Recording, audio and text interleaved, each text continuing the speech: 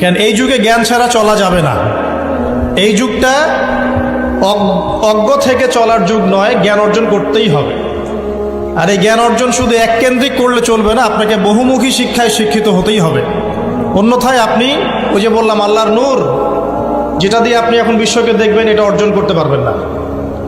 আরেকটা কথা বলে রাখি, অনেক ডিগ্রি সার্টিফিকেট অর্জন করার পরেও যদি মনের মধ্যে হিংসা আর অহংকার আর গীবত তোহমতের সংস্কৃতি না যায়, ওই নোংরা কলবেও আল্লাহর নূর নাজিল হয় না। কথা বুঝতে পারছি না? অনেক ডিগ্রি সার্টিফিকেট অর্জন করেছেন, তো মনের মধ্য থেকে এখনো হিংসাই যায় নাই, এখনো গীবত তোহমতের সমালোচনার সংস্কৃতিই বর্জন করতে পারেন নাই, এখনো খোলা মনে সবাইকে ভাই মনে করতে পারছেন না। সংকীর্ণ মন, একটা ছোট মন নিয়ে ছোট লোকের মতো আপনি চলাফেরা করেন। এই মন নিয়ে চললে আল্লাহর নূর নাজিল হবে না। আল্লাহর নূর পেতে হলে মনটা প্রশস্ত হতে হবে, নিরহংকার পূর্ণ হতে হবে, কারো প্রতি হিংসা নাই, কারো প্রতি বিদ্বেষ নাই, কেউ আমার শত্রু না, মুসলিম ভাইরা সবাই আমার ভাই।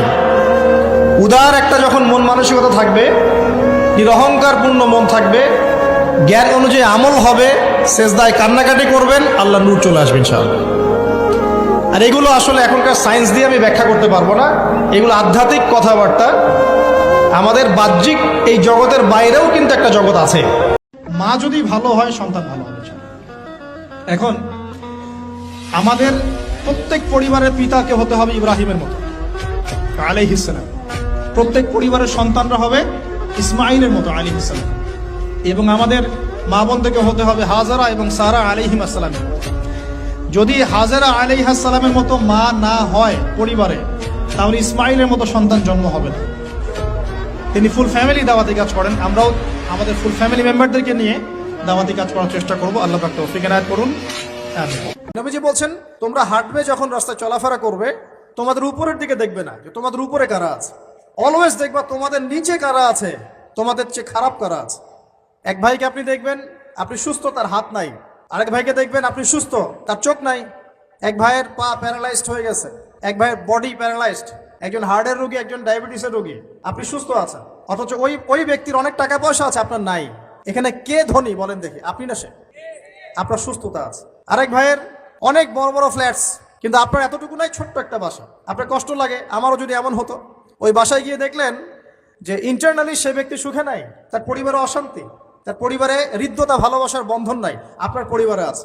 একটা রিক্সাওয়ালা সারাদিন রিক্সা চালিয়ে 500-1000 টাকা আর্ন করে বাসায় চলে গেল, গিয়ে বাসাল আলু ভর্তা, ডিম ভাজা, ডাল দিয়ে ভাত খাচ্ছে, সুখে আছে দিব্যি, বউয়ের সাথে গল্প করছে, চাঁদ দেখছে।